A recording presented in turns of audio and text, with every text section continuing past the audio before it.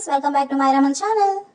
ఈ రోజు నేను స్వీట్ కార్న్ పకోడీలు చేసి చూపిస్తానండి. ఈ వర్షాకాలంలో వేడి వేడి పకోడీలు గానీ సూప్ గానీ చాలా బాగుంటాయి కదండి. అందుకని హెల్దీగా ఇంట్లోనే స్వీట్ కార్న్ పకోడీలు చేసి పెడితే ఇంట్లో అందరూ ఎంజాయ్ చేస్తూ తింటారు. మరి ప్రాసెస్ లోకి వెళ్ళిపోదామా? ఫస్ట్ స్వీట్ కార్న్ ని బాయిల్ చేసుకొని చల్లార్చి కోర్స్ గా గ్రైండ్ చేసుకోవాలండి.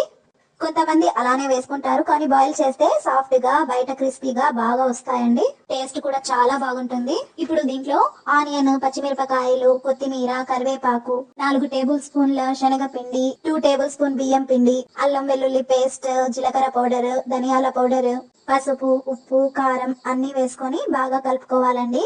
నేను ఇంట్లో క్యారెట్ ఉంటే క్యారెట్ కూడా యాడ్ చేశాను. మీరు ఏ వెజిటేబుల్ అయినా యాడ్ చేసుకోవచ్చండి. క్యాప్సికమ్ గానీ గ్రీన్ పీస్ కానీ ఏవైనా యాడ్ చేసుకోవచ్చు. బాగా కలుపుకున్న తర్వాత ఇందులో వేడి చేసిన ఆయిల్ వేస్తే చాలా క్రంచీగా వస్తాయి పకోడీలు. ఎప్పుడు స్వీట్ కార్న్ అలానే తినాలంటే బోర్ కదా, అందుకని స్వీట్ కార్న్ తో వెరైటీస్ ఇలా పకోడీలు గానీ కార్న్ సూప్ గానీ ఇలా డిఫరెంట్ ఐటమ్స్ ఇలా చేసి పెడితే అందరూ ఇష్టంగా తింటారు. ముఖ్యంగా ఈ వర్షాకాలంలో ఈవినింగ్ స్నాక్స్ ఇలా చేసి పెడితే టమ్మీ ఫుల్ గా తినేస్తారు.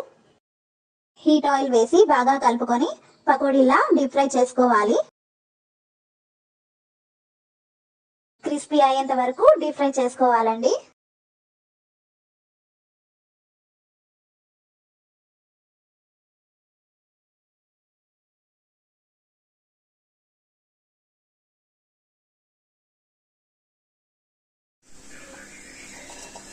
చూసారా ఎంత క్రిస్పీగా వచ్చాయో? తర్వాత లాస్ట్ లో నేను పచ్చిమిరపకాయలు ఫ్రై చేసుకున్నానండి. దీంట్లో పచ్చిమిరపకాయలు చాలా బాగుంటాయి. చూసారు కదా ఎంత సింపుల్ గా అయిపోయాయో ఈ పకోడీలు. చాలా టేస్ట్ అంటే చాలా బాగున్నాయండి. ఈ వీడియో మీకు నచ్చినట్లయితే లైక్, షేర్, సబ్స్క్రైబ్ చేయండి. Thank you for watching.